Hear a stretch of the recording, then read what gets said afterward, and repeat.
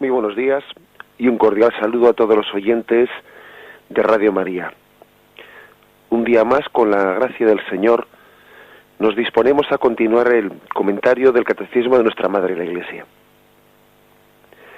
Después de haber terminado, en el último día, ya esa explicación detallada que hace el Catecismo de lo que son los atributos de la Iglesia como una santa, católica y apostólica, proseguimos ahora en lo que el Catecismo llama como el siguiente párrafo, que tiene como título Los fieles de Cristo. Jerarquía, laicos, vida consagrada. Va a ir explicando, va a ir explicitando el Catecismo qué es lo propio de la vocación jerárquica, de los laicos, de la vida consagrada dentro de la Iglesia. Vamos a dedicarnos principalmente hoy a los tres primeros puntos, el 871 al 873, en donde se habla de qué es ser fiel de Cristo, qué es eso de qué entendemos por fieles de Cristo, dentro de los cuales, como hemos dicho, se irá poco a poco detallando y especificando cómo se distingue la jerarquía, los laicos, la vida consagrada. Dice así el primero de los puntos, el 871.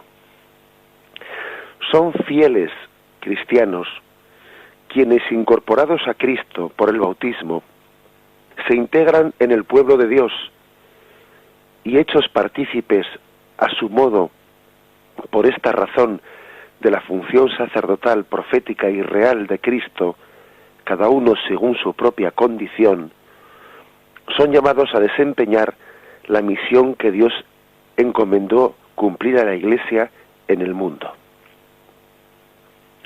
Este punto del Catecismo está tomado literalmente tal y como lo dice aquí, pues de un punto del Código de Derecho Canónico de la Iglesia. Es el canon 204, pues transcrito literalmente.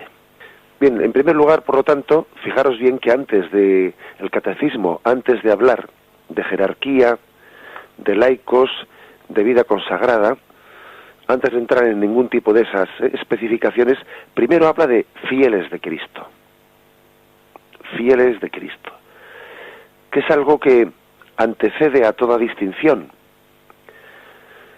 Es algo en lo que todos somos, todos los cristianos, no somos una sola cosa, participamos de una misma condición de fieles de Cristo.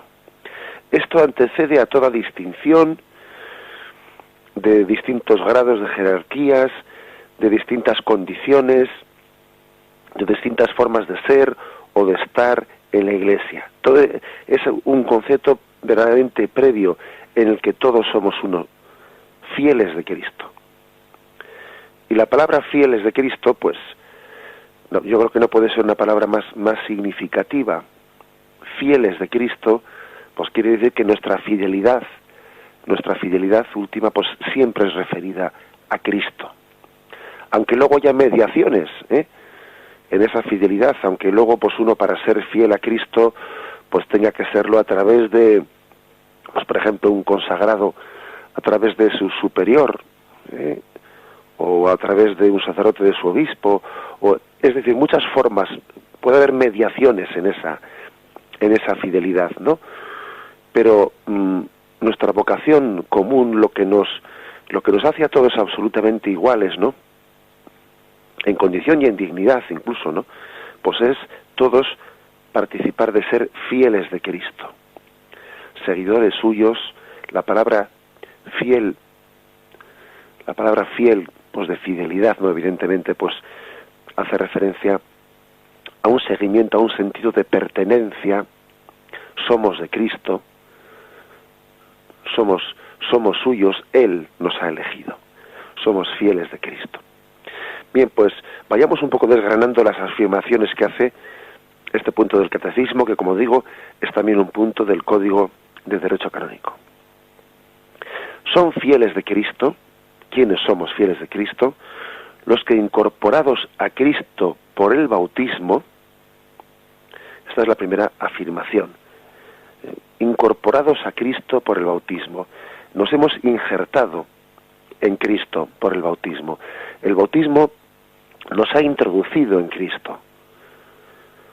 El bautismo es el que obra esa especie de milagro que es expresado en la parábola: yo soy la vid, vosotros sois los sarmientos.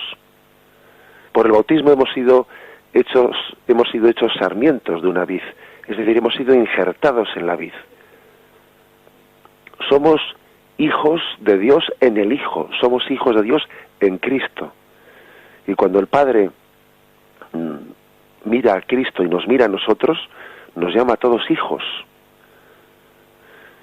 Y por lo tanto, ese es el misterio de incorporación a Cristo, de incorporación a Cristo tan grande que hemos tenido. El bautismo es el sacramento, no únicamente es el sacramento puerta en el sentido de que, bueno, pues es necesario estar bautizado para poder recibir los demás sacramentos, no solo en el sentido, pues, digamos, un poco que institucionalmente se haya acordado de que es el primero que haya que recibir, no, es el sacramento fundante de nuestra relación con Cristo.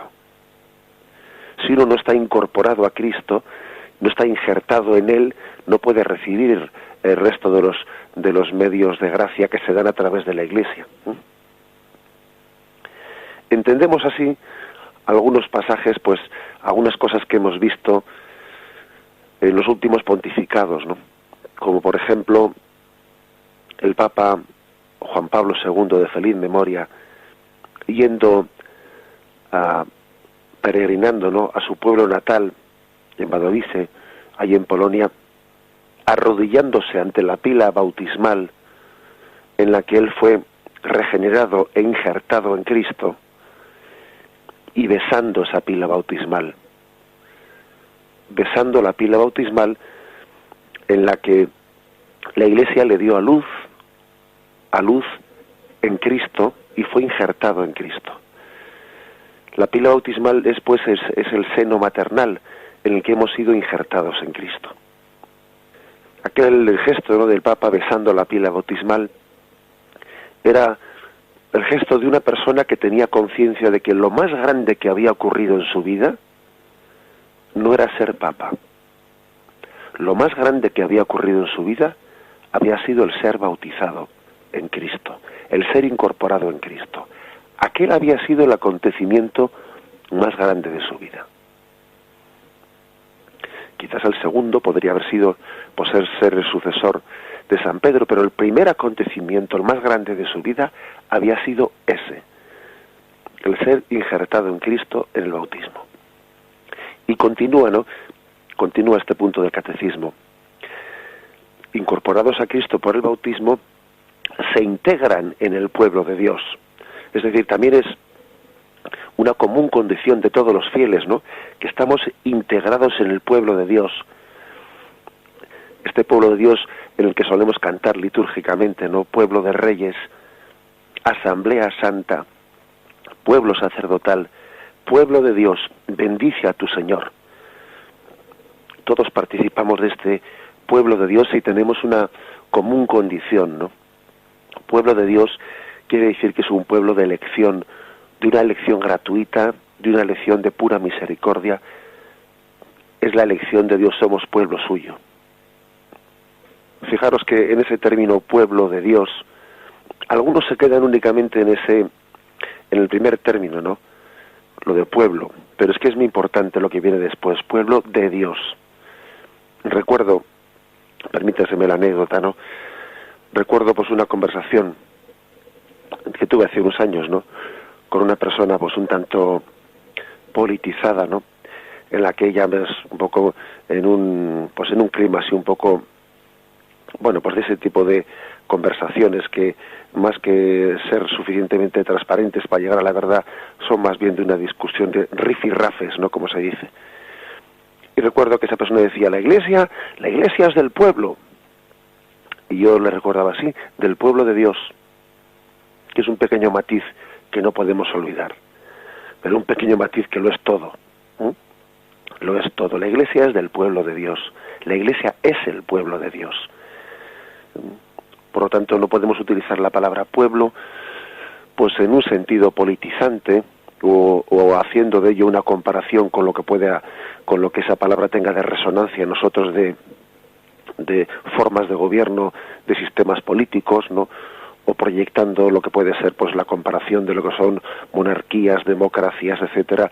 No hagamos de esa palabra una equiparación, una proyección dentro de la Iglesia de la organización política secular de las naciones, sino entendamos la palabra pueblo de Dios como la elección de Dios hacia un pueblo del cual quiere hacer una vocación universal de salvación.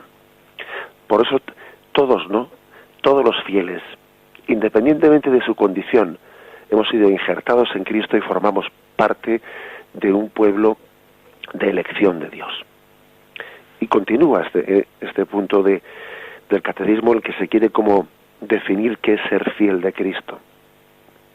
Dice: hechos partícipes, a su modo, por esta razón, de la función sacerdotal, profética y real. Cada uno hemos sido, por lo tanto, hechos partícipes, a nuestro modo, de esta función. Dice función sacerdotal, profética y real, cada cual según su condición. Esto lo tendremos ocasión de explicarlo con más detalle, en distintas formas, pero bien sea por el sacerdocio común de los fieles que recibimos todos en el bautismo.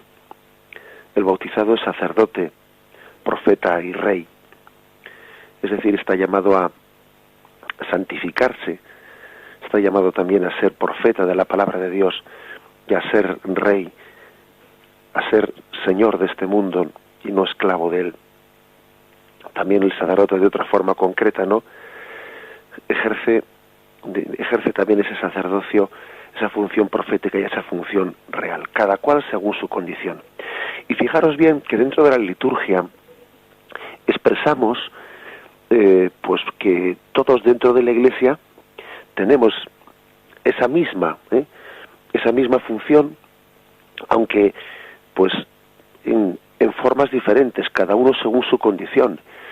Y hay partes de la misa, partes de la Sagrada Liturgia, en las que se expresa esa común, esa unión en la misma función, y otras partes de la liturgia en las que se expresa esa diversidad. Por ejemplo, comienza la Santa Misa y cuando el sacerdote dice, antes de celebrar los sagrados misterios, dice, reconozcamos nuestros pecados. No dice, reconoced vuestros pecados. No dice eso. Dice, reconozcamos nuestros pecados. Con lo cual, en ese momento, esa parte de la liturgia está destacando pues que participamos de un mismo modo, en este caso concreto, de nuestra función sacerdotal de santificación. Hay que santificarse pidiendo perdón.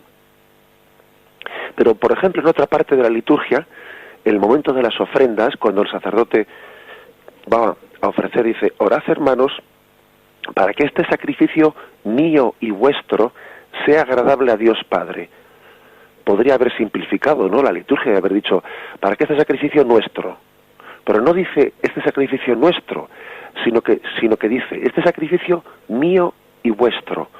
¿Por qué? En ese caso la liturgia está remarcando pues que hay una diferencia en la manera de ofrecer el sacrificio por parte del sacerdote que preside la asamblea y por parte de esos fieles, también sacerdotes en otro sentido, el sacerdocio común de los fieles, que están también asistiendo y ofreciendo de otra forma distinta el sacrificio a través de Cristo Dios Padre. Y ahí la liturgia no dice ofrezcamos este sacrificio nuestro, no, dice este sacrificio mío y vuestro.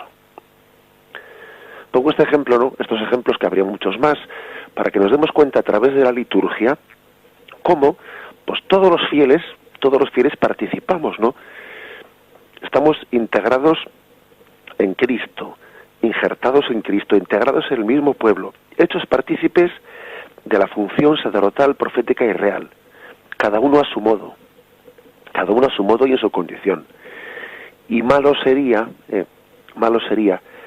pues que tendiésemos a olvidarnos de que todos estamos, ¿no? Todos somos partícipes pues de esa misma función sacerdotal, profética y real, pero también sería malo pues que confundamos y no percibamos pues las diferencias, las diferentes pues formas, grados de participar en esa misma condición. Y por último dice este punto del catecismo: son llamados a desempeñar la misión que Dios encomendó cumplir a la Iglesia en el mundo. Estamos pues todos los fieles cristianos, esto es común a todos nosotros, llamados a desempeñar la misión que Dios encomendó cumplir a la Iglesia en el mundo. Y esto pues nos tiene que hacer entender que al final lo clave es ser fiel de Cristo, y el fiel de Cristo es cada uno donde Dios nos ha plantado, allí estamos llamados a florecer, porque Dios dio a la Iglesia pues una tarea de llevar una misión al mundo, y todos somos importantes en esa misión. Aquí no sobramos ninguno. No hay misiones de primera y misiones de segunda. Nuestra Iglesia es una Iglesia viva, y cada uno de nosotros somos Iglesia y somos imprescindibles. Esta afirmación primera, ¿no?, tiene que llevar a borrar de nuestra mentalidad, pues unas visiones, unas mentalidades, podríamos decir, clericales que hemos podido tener, en la que parecía que ser iglesia eran los curas, ¿no? Y los demás, eran clientes de la Iglesia. Clientes de la Iglesia, permitidme así una palabra un poco provocadora, clientes de la Iglesia, pues en el sentido de que muchas personas pues les parece que la Iglesia pues es una institución tradicional en la cual pues lo que hacen es recurren a ella en ciertos momentos claves de su vida, bien sea para un bautismo, para una comunión, para una boda, para un funeral, pero que van a la Iglesia viendo en ella pues una institución que forma parte de su vida pues en momentos concretos, y se sienten no tanto miembros vivos de esa Iglesia, se sienten clientes de esa Iglesia. Cliente quien va a ella a determinadas cosas en concreto, las coge, las recibe con más o menos devoción y se retira de ella. No es miembro vivo de esa Iglesia. Esa mentalidad es la que debemos de verdaderamente subsanar, ¿no? Sanar. Esa mentalidad clericalista, etcétera, tenemos que sanarla, curarla, porque como dice aquí este punto primero, lo clave es ser fiel de Cristo. Eso es mucho más importante antes de cualquier condición de qué función tengo dentro de la Iglesia. Llamados todos a desempeñar la misión que Dios encomendó cumplir a la Iglesia. Hay una misión que Dios encomendó a la Iglesia, y hay una misión para cada uno de nosotros que, si no somos fieles a ella, cada uno de nosotros pues quedará sin cumplir. Hay algo que el Señor pensó para ti en concreto, que si tú no eres fiel en su cumplimiento, quedará desierto, quedará sin ser cumplido. Hay algo que nadie puede hacer por ti, que es esa respuesta fiel a la vocación que Cristo te dio en tu vida dentro de tu Iglesia. Esta es, por lo tanto, ¿no?, la primera afirmación, el punto 871, en el que se remarca, ¿no?, que somos, antes que nada, antes de cualquier distinción, somos fieles cristianos. Vamos a meditarlo y continuamos enseguida.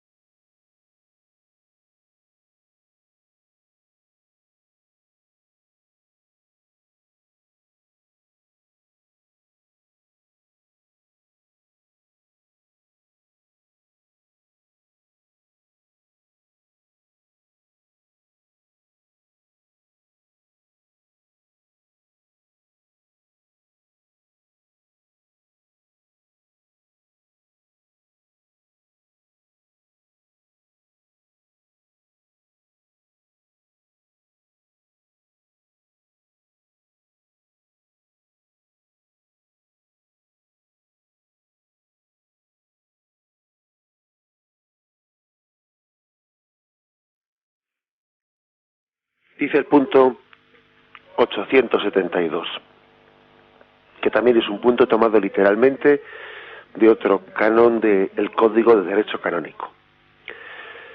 Por su regeneración en Cristo, se da en todos los fieles una verdadera igualdad en cuanto a la dignidad y acción, en virtud de la cual todos, según su propia condición y oficio, cooperan a la edificación del cuerpo de Cristo.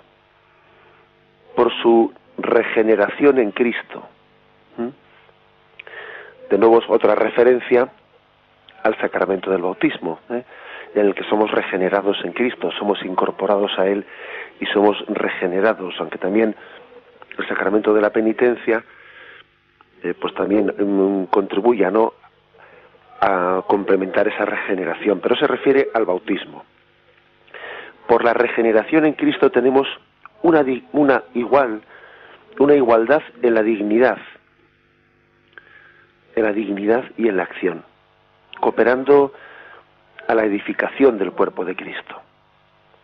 En el cuerpo de Cristo tiene igual dignidad cualquiera de sus miembros. No hay miembros más dignos y miembros menos dignos. En cualquier caso, quiere decir que el miembro más digno del cuerpo de Cristo es su cabeza. Cristo es la cabeza del cuerpo místico de Cristo. Los demás no sobramos nadie. Todo el mundo tenemos un puesto especialísimo en ese cuerpo de Cristo, del cual pues sería un error pensar que hay puestos más dignos o menos dignos. Permitidme un ejemplo que muchas veces me ha hecho a mí meditar sobre esto. Y es la experiencia parroquial que a veces se suele vivir pues cuando una parroquia organiza un campamento de verano, en el que lleva a sus chicos o a sus niños intentando tener un momento fuerte de evangelización, un momento fuerte e intenso que suele ser posiblemente de esas experiencias que más nos permiten adentrar a Cristo en los corazones nuestros, ¿no? Y uno ve que en un campamento de verano pues están quienes organizan los juegos con los chicos, están las cocineras pues haciendo un servicio verdaderamente sacrificado para tantísimos niños, están unos sacerdotes confesando a niños en una esquina, están pues otros encargados de sencillamente de hacer compras, un montón de detalles concretos, ¿no? ¿Y cuántas veces a mí me ha ocurrido que dentro de ese campamento en el que uno ve una imagen de una iglesia viva, en la que todas esas personas, miembros de la parroquia, han dado su tiempo para estar en la cocina, están allí sin cobrar un duro y quitando tiempo de sus vacaciones, su tiempo, pues otras personas también han quitado pues una semana de sus vacaciones para organizar esos juegos con los chicos, y uno dice, vamos a ver, ¿es que acaso no tiene una igual dignidad cada uno de esos servicios que se está haciendo? ¿Acaso quien está en la cocina con un servicio tan sacrificado, su servicio es menos digno? Podríamos llegar a pensar, ¿no? Bueno, ese servicio es menos digno que el que hace el sacerdote perdonando los pecados. Sí, pero manda tú a los chicos después de haberles perdonado los pecados y diles que no tienen comida, a ver qué es lo que pasa y a ver qué ambiente se crea en el campamento y a ver si ese momento de gracia de haber sido perdonado por Cristo pues lo estropeamos y resulta que entonces más que sentir el gozo del perdón pues allí montamos la revolución. Bien, permíteme ese ejemplo, pero es que es totalmente cierto. Es decir, en una iglesia cualquiera de sus servicios son igualmente dignos. Y es totalmente digno que alguien pues se dedique al cuidado de la iglesia, al cuidado de su limpieza, o al cuidado de aspectos pues mínimos, ¿no? Detalles mínimos al ornamento de una iglesia, o bien sea a otro tipo de cuestiones, ¿no? Que pueden llamar más la atención, pero exactamente aquí se está insistiendo en que todos tenemos una igualdad en esa cooperación y la edificación del cuerpo de Cristo. Y es un error, ¿no? Pensar que uno tiene pues una un cargo más importante que el otro. Es más, una de las enfermedades más grandes que podría existir, ¿no?, de entre nosotros, pues es una especie de percepción de, pues, una competitividad para ver quién tiene un cargo o tiene el otro. Si esa enfermedad entrase en nosotros, ¿no?, pues yo creo que sería horrorosa. Si entre nosotros, entre los sacerdotes, ¿no?, entrase la enfermedad de decir, pues yo quiero aspirar a este cargo en la iglesia, no, yo aspiro a esta parroquia, aspiro a la otra, a ver si me dan este cargo, a ver si me dan el otro.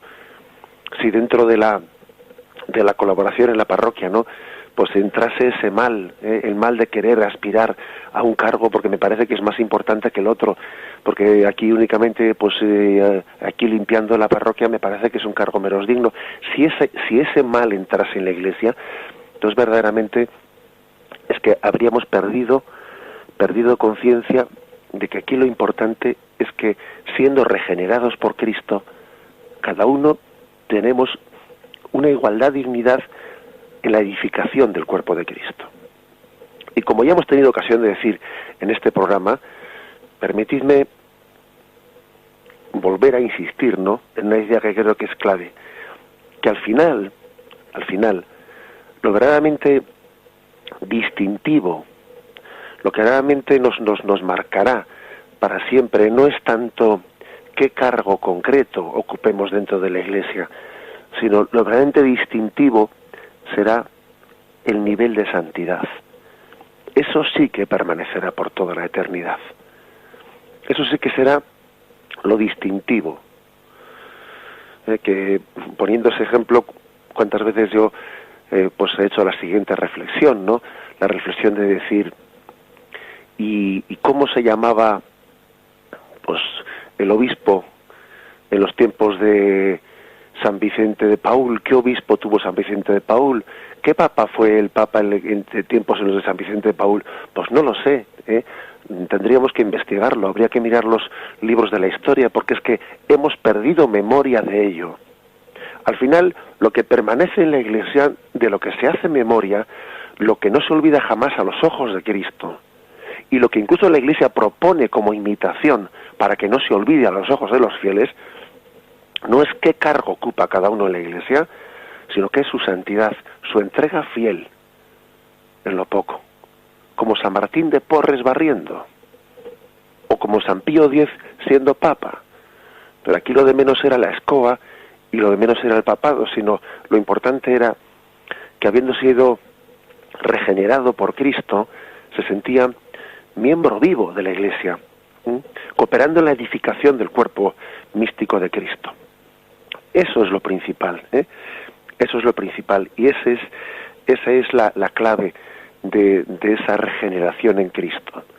Saber que por el Espíritu Santo todos tenemos un puesto, y como hemos dicho antes, hay una providencia de Dios que quiere que regeneremos la Iglesia, que construyamos la Iglesia, que seamos una piedra en la Iglesia, una piedra viva, y si no lo somos, ese muro de la Iglesia va a tener un agujero porque falta una piedra viva, que eres tú, o que soy yo.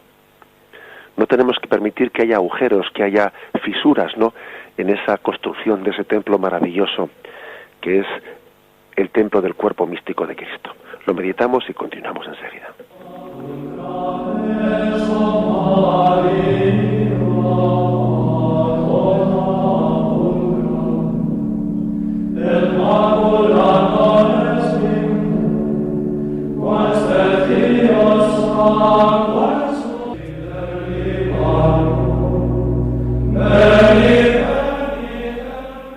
Dice el punto 873. Las mismas diferencias que el Señor quiso poner entre los miembros de su cuerpo sirven a su unidad y a su misión. Porque hay en la Iglesia diversidad de ministerios, pero unidad de misión. A los apóstoles y sus sucesores les confirió Cristo la función de enseñar, santificar y gobernar en su propio nombre y autoridad. Pero también los laicos, partícipes de la función sacerdotal, profética y real de Cristo, cumplen en la Iglesia y en el mundo la parte que les corresponde de la misión de todo el pueblo de Dios. En fin, en estos dos grupos, jerarquía y laicos, hay fieles que por la profesión de los consejos evangélicos se consagran a Dios y contribuyen a la misión salvífica de la Iglesia según la manera peculiar que les es propia. Por lo tanto, hay una nueva insistencia en que incluso las diferencias que hay entre los miembros de Cristo, porque aquí ya veis que hace una diferencia entre, ya se está como introduciéndose en lo que va a ser la explicación de los próximos puntos, esa diferencia entre jerarquía, fieles laicos y consagrados en la Iglesia, como tres formas distintas, ¿no?, de seguir a Cristo dentro, de ser fiel de Cristo dentro de la Iglesia. Insiste en que las mismas diferencias sirven a la unidad y a su misión. Por lo tanto, veamos esto, ¿no?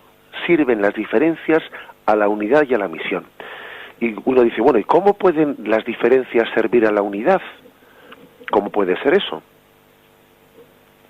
Pues uno lo entiende poniendo algunas imágenes, ¿no? El esposo y la esposa son diferentes y su diferencia sirve a la unión. Gracias a que son diferentes, son complementarios y sirven a la unión.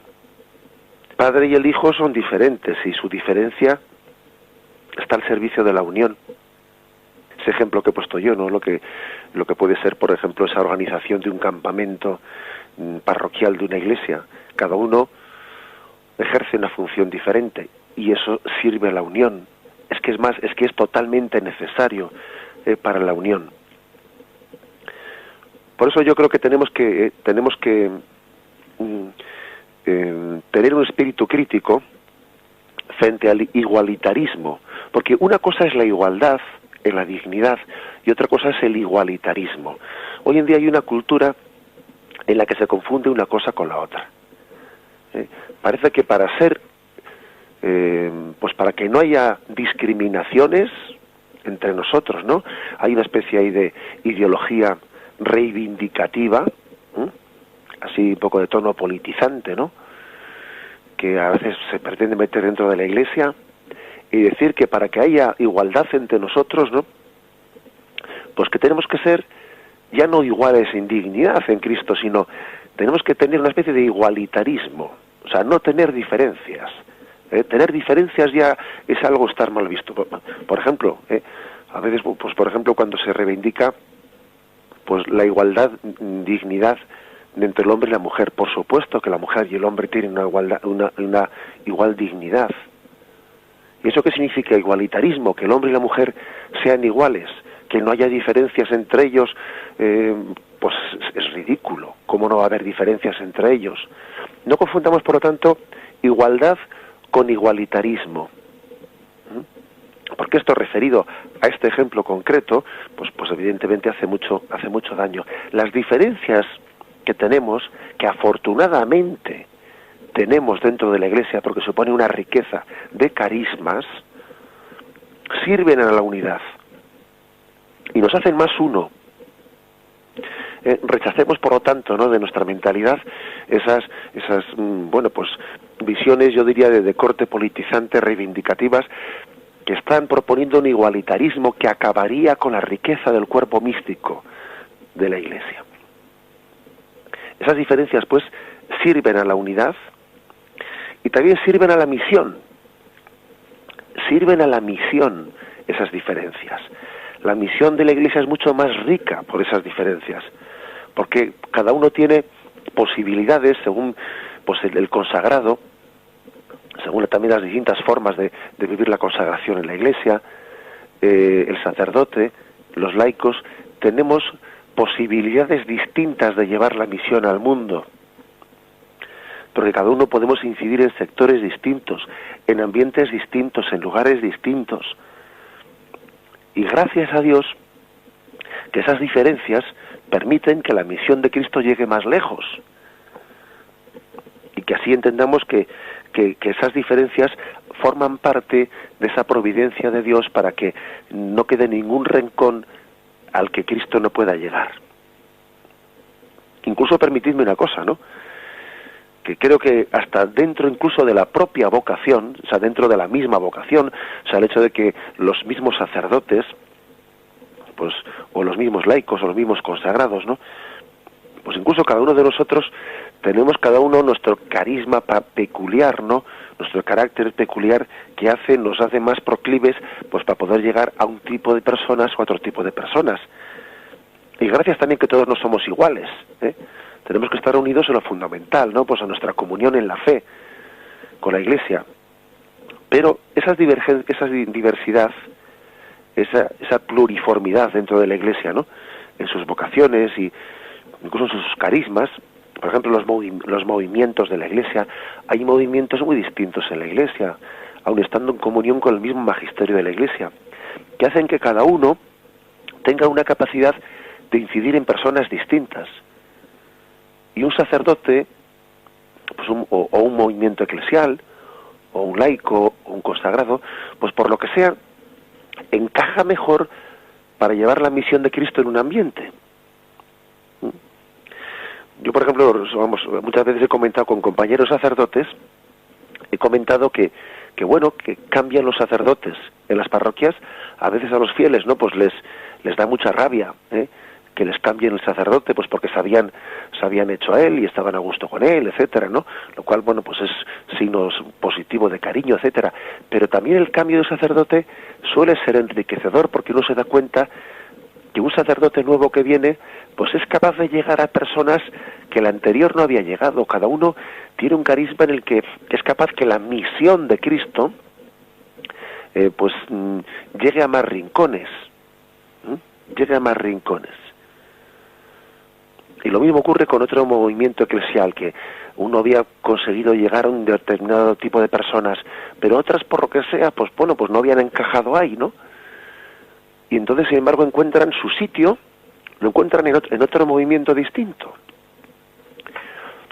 Por eso insistimos, ¿no?, que las diferencias, como dice este punto del catecismo, son para bien de la misión de la Iglesia, porque así llegamos a más gente, porque así cada uno encuentra dentro de esta gran familia que es la Iglesia, encuentra un sitio en el que ve que encaja mejor.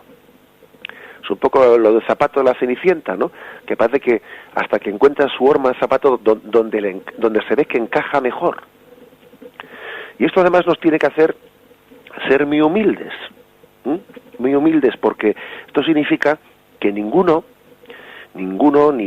hay ningún sacerdote, no hay ningún consagrado, no hay ningún movimiento laico en el que todos los fieles de Cristo encuentren perfectamente su lugar. Pues no. O sea, ninguno de nosotros agotamos plenamente el misterio de Cristo. Ninguno de nosotros representamos totalmente, ¿no? Ninguno de nosotros llegamos a ser ese lugar en el que todo el mundo se siente a gusto. Pues afortunadamente hay una diversidad, hay una diferencia dentro de la Iglesia que hace que la misión de la Iglesia pueda llegar a todos los lugares. Esto nos tiene que hacer más humildes. Más humildes. La Iglesia es el sacramento universal de salvación. Pero nosotros, cada uno de nosotros en particular, hombre, no somos universales. Llegamos pues a un sector del rebaño de Dios. Y otros llegan a otro sector, y otros llegan a otro sector. La Iglesia es sacramento universal, pero cada uno de los que formamos la Iglesia somos un pequeño sacramento, una participación de ese sacramento universal, y todo el mundo no tiene por qué encajar, es imposible, dentro de ese carisma de misión que Dios le ha otorgado a una persona. Ya encontrará otro movimiento, ya encontrará otro lugar en el que encaje, etcétera. Nos tiene que llegar a ser humildes, a tener confianza en que Dios da muchos carismas dentro de la Iglesia y se complementan, y a donde no llega uno ya llegará el otro. Ser humilde para no saberse imprescindible, porque nadie es imprescindible aquí. Tener confianza porque Dios tiene muchos caminos a través de los cuales llega a un sitio y otro. Tener también desapego, fijaros bien. También yo creo que esta visión nos tiene que llevar a desapegarnos. Que puede haber medios a los que pues uno se ha apegado mucho, pero si el Señor, por lo que sea, pues me pide prescindir pues de este lugar en el que estaba a mi a gusto y tengo que marchar a otro, y allí tengo que empezar de cero y no conozco a nadie en la Iglesia, de este movimiento, de este sacerdote que me voy a otro sitio, o le cambio al sacerdote a otro sitio. También creo que es una escuela de desapego personal, porque al final lo importante es nuestra adhesión a Cristo, y lo demás son medios que no conviene que nos atemos a ellos, haciendo de ellos un fin, que no son un fin, son un medio. Y el Señor, que es buen pedagogo, pues nos purifica de apegos, ¿no? Y quiere que nos sirvamos sin apegarnos, nos sirvamos de los medios sin apegarnos a ellos. Es toda una lección del Señor, en el que, como dice este punto del Catecismo, pues después de haber dicho que tenemos los fieles cristianos una igual dignidad, lo importante es ser fiel de Cristo. Quisiera concluir la exposición como he comenzado diciendo. Imaginémonos al Papa, ¿no?, Juan Pablo II, allí en su pueblo natal, dando un beso a la pila bautismal en la que fue regenerado como fiel de Cristo. Eso es lo fundamental. Lo clave es que tenemos una común dignidad como fieles de Cristo. Y las diferencias que tenemos en nuestra misión, en nuestro carisma, dentro de la Iglesia, pues son unas diferencias que sirven a la unidad, sirven a la riqueza de la misión, sirven a esa capacidad, ¿no?, que tiene Cristo de formar un solo cuerpo, siendo Él la cabeza del cuerpo, ¿no?, y dirigiendo este cuerpo, entendiendo que no hay ninguna parte del cuerpo que sea menos digna que la otra. Aquí no hay partes dignas e indignas, todas son igualmente dignas, y son dirigidas por esa cabeza que es Cristo, al servicio de la glorificación de Dios Padre. Bien, dejamos aquí la exposición de estos 3 puntos del Catecismo y vamos a dar paso a la intervención de los oyentes. Podéis llamar al teléfono 917 107 700, 917 107 700, bien sea para hacer vuestras llamadas o vuestras aportaciones. Esperamos vuestra llamada.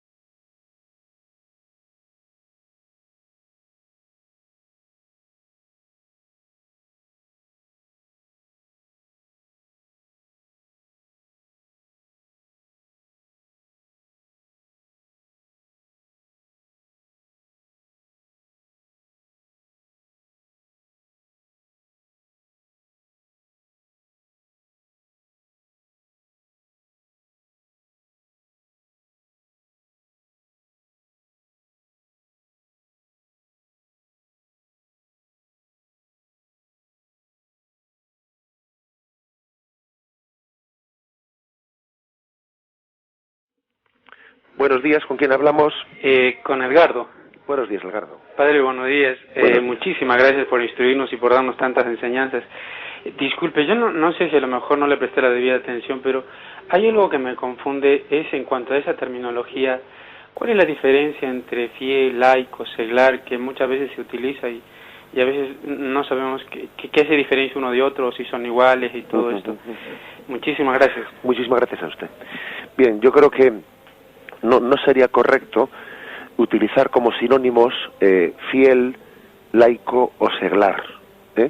Laico o seglar sí son sinónimos, pero fiel es una palabra que sencillamente engloba a todas las vocaciones dentro de la Iglesia.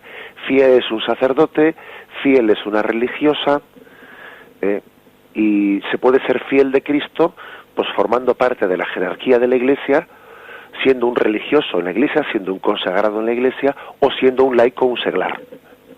Por tanto, laico o seglar es una de las formas de ser fiel de Cristo, igual que también está la forma de ser religioso, o ser consagrado, o formar parte de la jerarquía de la Iglesia. Pero fijaros bien que la palabra fiel de Cristo, fiel lo engloba todo. Todos en la Iglesia somos fieles de Cristo. Y laico y el seglar, pues que eso sí que puede ser utilizado de una manera sinónima, pues son una parte, ¿no? Una forma de esa vivencia de ser fiel de Cristo. Adelante, damos paso a una siguiente llamada. ¿Con quién hablamos? María del Pilar. Buenos días, María del Pilar. Buenos días. Mire, hoy cuando ha dicho precisamente lo del sacrificio mío y vuestro, de la diferenciación, ¿no? Pues en algunas iglesias dicen este sacrificio solo, en otras dicen este sacrificio nuestro, este sacrificio que es de todos nosotros, este sacrificio que es de Cristo y es nuestro, en lugar de decir es mío y vuestro, porque el sacerdote está, pienso, en persona de Cristo, ¿no? Por eso dice mío, por eso cuando consagra dice este es mi cuerpo, no tu cuerpo, o su cuerpo, ¿no? Y quería que me aclarara un poquito. Pues sí, le respondo así brevemente por la radio. Bueno, pues la verdad es que tiene razón la oyente. Yo creo que a veces también, pues en las formas de celebrar la liturgia o en pequeñas infidelidades que se cometen en ella, pues también se trasluce pues una falta de, bueno, pues de clarificación, una falta de claridad en los conceptos de fe. La liturgia acaba siendo pues un reflejo en su celebración, un reflejo de nuestra fe, y es difícil que ciertas infidelidades que se puedan cometer, ¿no?, infidelidades que se puedan cometer en la celebración de la liturgia no conlleven ciertos errores también del concepto de fe.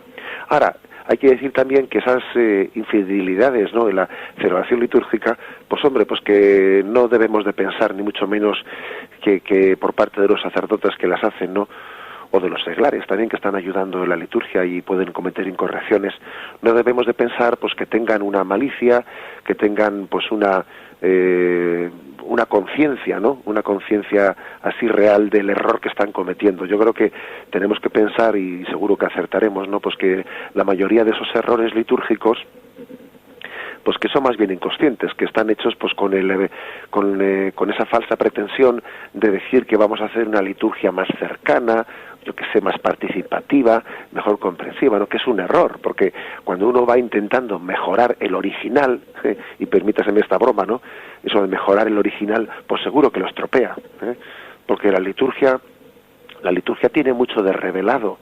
La liturgia en el fondo es una expresión en la oración de la revelación divina. La liturgia tiene muy poco de palabra de hombre y tiene mucho de palabra de Dios, unido a la tradición, a la forma de expresión. Cuando pensamos, ¿no?, que para llegar más al pueblo tenemos que cambiar las fórmulas litúrgicas, tenemos que actualizarlas más, pues eso es un error muy grande, porque en el fondo es jugar, ¿no?, o manipular contenidos que son contenidos de revelación, contenidos de revelación. La verdadera forma de llegar al pueblo, ¿no?, pues es la que tenían los santos, que es celebrar la liturgia sagrada, celebrarla con unción, con entrega, con un sentido de trascendencia muy grande, ¿no?, pues viendo ahí la presencia de Dios. Adelante, damos paso a un siguiente oyente. Buenos días. Buenos días, no sé si es a mí. Sí, es a usted, sí. Mire, ¿Con quién hablamos? Padre, aunque ayer la meditación esta fue en diferido, pero es una pregunta muy sencilla. Entonces se habló de un chico que llamó diciendo que él se confesaba en la sacristía porque el sacerdote pues iba deprisa y bueno, como le venía muy bien, pues, pero que él no le gustaba, que le hubiese gustado más confesarse en el confesionario, con lo que usted le contestó diciendo que sí, que era válida la confesión en la sacristía y tal. Pero en cambio, bueno, y yo eso sí que lo sé, ¿no? Y que incluso se pueden confesar dando un paseo, ¿no? Pero eso es relativo a los hombres, no a las mujeres, según creo, por eso se lo pregunto a usted, porque aunque la confesión sea válida, yo no sé desde cuándo, hace tiempo, tengo la impresión de que fue el Papa el que dijo que la mujer tenía que confesarse en confesionario y con rejilla. Eso es la idea que yo tengo, pero no de ahora, sino de hace, pues por lo menos, yo qué sé, 5 o 10 años, ¿no? Y entonces, yo siempre he respetado eso, incluso cuando he podido confesarme, pues algunas veces, en algunas ocasiones, que por falta de sacerdote te han dicho, bueno, pues pasa y te confiesas, y nunca he querido, ¿no? Entonces yo ya se lo pregunto a usted, porque usted está completamente seguro de lo que nos tiene que contestar. Como en ese momento no se habló de las mujeres, ayer no se habló para nada de las mujeres, sino que este chico consultó eso, dije yo, bueno, ¿y las mujeres qué? Si en un momento dado, o no en un momento dado, pues en cualquier momento, porque usted sabe, padre, que hay veces que algún sacerdote pues a eso no le da ninguna importancia, ¿no? El confesar en un banco, que eso lo he visto yo pues este verano pasado, en cualquier banco de la iglesia. Y a mí me choca eso, puesto que yo tengo idea que el Papa ya había dicho que la mujer tenía que confesarse en rejilla, y como ustedes son sacerdotes, pues supongo que es una obligación de ustedes. Bien. Intento un poco responderle dentro de lo que yo, buenamente pueda saber. Bien, le respondo por la radio. La verdad es que, mire, que yo sepa, no creo que exista, igual me equivoco, pero no creo que exista una disciplina en el sentido de orden de la Iglesia o norma de la Iglesia en la que pues se diga expresamente que las mujeres deban de ser confesadas de una manera distinta, etcétera, que los hombres. No creo que exista esa norma. Otra cosa es que por prudencia, porque también la Iglesia tiene su experiencia y sabe que también los detalles de delicadeza hay que cuidarlos, pues se haya hecho así, que a veces uno ve que, como por ejemplo, incluso en muchos lugares hay la tradición que los hombres van a confesarse por la parte delantera frente al sacerdote y sin embargo la mujer va por la rejilla lateral, etcétera. Creo que eso forma parte más de una costumbre, bueno, pues también sabia y delicada, ¿no? Pero no creo que sea una norma de la Iglesia. También pienso que eso puede estar supeditado también a ciertos contextos culturales, ¿no? Pero bueno, que aunque los contextos culturales pues van cambiando, yo creo que sí que siempre tiene que haber, ¿no?, una delicadeza especial pues en el trato pues entre el sacerdote y la mujer en el momento de celebrar pues también el sacramento de la penitencia, ¿no? Pues parece que una mayor delicadeza, pues yo qué sé, se puede traducir en muchos detalles, pero no creo que exista esa norma. Por ejemplo, yo me imagino pues que en muchos contextos, como puede ser el de un campamento, un tal, un cual, no, yo creo que no hay un impedimento para que también una chica, una mujer pueda ser confesada por el sacerdote fuera del confesionario, siempre y cuando haya pues una circunstancia concreta que pues que así también pues parece que lo haga excepcional. En todo caso, lo importante también es que los sacerdotes, y esto va por nosotros, ¿no?, pues entendamos también que es importante la disponibilidad en el sacramento de la confesión, la disponibilidad, el saber que también los fieles nos deben de ver en el confesionario, nos deben de vernos siempre disponibles, ¿no?, disponibles para servir a Cristo y para servir a aquellos que tienen necesidad de Cristo.